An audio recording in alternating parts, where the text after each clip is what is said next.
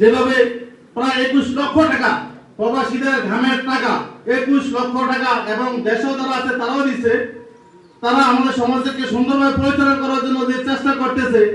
কিন্তু আমাদের গ্রামে কিছু অসৎ লোক সমাজে আছে, কিন্তু তারা যেহেতু ভালো হয়ে যায়, আমি সাবধান করে দিই, তারা যেহেতু ভালো হয়ে যায়, কিন্তু আমাদের গ্রামের প্রবাসী তারা রক্তের বিনিময়ে কিন্তু তারা টাকা অর্জন করে আমাদেরকে সমাজকে ডেভেলপ করার জন্য চেষ্টা করতেছে।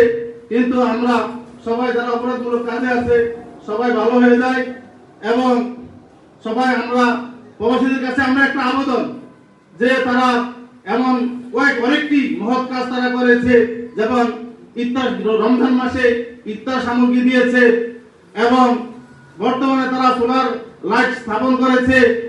তাদের কাছে আমার একটা জোরালো দাবি যে আমাদের গ্রামটা পুরো গ্রামটা সিসি ক্যামেরা আওতায় আনা হোক, যাতে আমাদের অপরাধ প্রবণতা একটু কমে বা তারা একটু ভয় ভীতি পায়। হ্যাঁ, কোনখান থেকে যাতে এগুলো আমরা মনিটর করতে পারে বা প্রবাসীরা তো দেখতে পারে।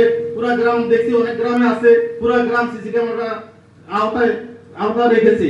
এবং আরেকটা দাবি, এই গরমের ইন্ডিয়া অনেকে আছে পানি পিপাসাযুক্ত, কিছু ঠান্ডা পানির ব্যবস্থা যদি রাস্তার কাছ দিয়ে করা হয়, আশা করি প্রবাসীরা এটা সরকার দাঁড়িয়ে হিসাবে ইনশাল্লাহ সারা বছর তারা এটার সব পাইতে থাকবে।